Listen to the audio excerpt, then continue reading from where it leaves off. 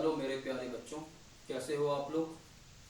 तो आज हम लोग हिंदी का एक नया टॉपिक, एक नया विषय लेके आए हैं जिसका नाम है कबीर की साखियाँ। और ये किस कक्षा का है? क्लास 8 है ना, 8वीं कक्षा का 7वां टॉपिक हिंदी विषय का। ठीक है, तो आज सबसे पहले हम पहला दोहा लेने वाले हैं कबीर का। आप लोग को दोहा और दोहे की मात्राओं की गिनती कैसे करते हैं, दोहे में आने वाली मात्राओं की सभी को आता होगा, मुझे उम्मीद है। आज हम भावार्थ ले रहे हैं, ठीक है, फिर आगे प्रश्नोत्तर और बाकी चीजें करेंगे। पहली साखी में कबीरदास जी कह रहे हैं, जाति न पूछो साध की, जाति न पूछो साध की, पूछ लीजिए ज्ञान, मोल करो तलवार का, पड़ा रहन दो म्यान। अर्थात किसी भी साधु की जाति नहीं पूछनी चाहिए। साधु का मतलब क्या है यहाँ पे? कोई भी ऐसा व्यक्ति, कोई भी मनुष्य जो किसी कला में परिपूर्ण हो, उसकी आप जाति ना पूछिए, है ना। मोल करो तलवार का, पड़ा रहन दो म्यान। आप उससे उस ज्ञान का सौदा करिए, उससे वो ज्ञान सीखिए, वो जो वस्तु लेने गए हैं वो लीजिए। आप ये नहीं पूछिए कि आपकी जाति क्या है, कैसे आपने इसको सीखा है, ये सारी चीज कोई महत्व नहीं रखता। जिस प्रकार से आप तलवार लेने जाते हैं तो तलवार की धार देखते हैं, तलवार में कितनी धार है। कभी म्यान का मोल नहीं होता। कभी तलवार, म्यान कहते हैं जिसमें तलवार को रखा जाता है, आप लोगों ने देखा होगा। म्यान का कोई महत्व नहीं रहता अगर तलवार में धार ही नहीं है, कितनी भी सुंदर म्यान हो, निरर्थक है। उसी प्रकार से मनुष्य कितना भी अच्छा हो देखने में, जब तक उसके अंदर ज्ञान नहीं होगा उसका जीवन व्यर्थ है। अगला देखिए, अगला दोहा क्या है बेटा हमारे पास? आबत गारी एक है, आप लोग से ही रिलेटेड है।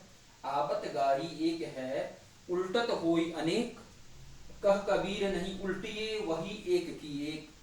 कोई आपको गाली देता है, गाली मतलब गाली, है ना। कोई आपको गाली देता है, आप, उसने आपको एक गाली दिया, आपने पलट के 5 और गाली दे दिया, 4-5 गाली, आपने कला दिखाया कि देखो मुझे इतनी सारी गालियां आती है ना। यही क्रम चलता रहेगा तो क्या होगा कि एक की अनेक गालियां हो जाएंगी, 1000 गाली, क्रम कभी खत्म ही नहीं होगा। इसके बजाय कोई आपको एक गाली देता है, सुनिए, अनसुना कर दीजिए। एक गाली सुन के आपने अनसुना कर दिया, वहीं पे खत्म हो, अगली गाली नहीं देगा, बात वहीं पे खत्म हो जाएगी और एक की एक ही रह जाएगी। ठीक है, ऐसे ही किसी भी लड़ाई को खत्म करने के लिए, किसी भी फालतू के विवाद से बचने के लिए उसको इग्नोर करिए वहीं पे, है ना। जब आप उसको पलट के जवाब देंगे तो चीजें बढ़ती हुई जाएंगी। अगली साखी में कबीरदास जी क्या कहते हैं? माला तो करमे फिरे, माला तो करमे फिरे, जीवी फिरे मुख माही, मनवा तो चहुदिसी फिरे, यह तो सुमिरन ना। कर मतलब हाथ। आपने देखा ना, कोई माला से फेरते हैं, पूजा पाठ करते हैं, क्या लिखा है? माला तो कर में फिरे, हाथ में तो आपके माला फिर रहा है, माला की मोतियों को आप लोग ऐसे गिनती करके फेर रहे हैं। जीव फिरे मुखमान, और जो भगवान का नाम लेते हैं तो जीव ऊपर नीचे होती है, तभी तो आप लोग कोई बोल पाता है, कोई सुन पाता है, उस कारण से, है ना। जीव फिरे मुखमान। अब मनवा तो दहुदिशी फिरे, मन जो है हमारा 10 दिशा में घूम रहा है, चारों तरफ घूम रहा है, ये सुमिरन तो नहीं है। जब तक आपने अपने चित्त को, अपने मन को शांत नहीं किया, तब तक वो मन किस काम का, कहीं पे फोकस होकर कुछ कर नहीं पाएगा। सुमिरन का अर्थ सिर्फ भगवान का नाम लेना नहीं है।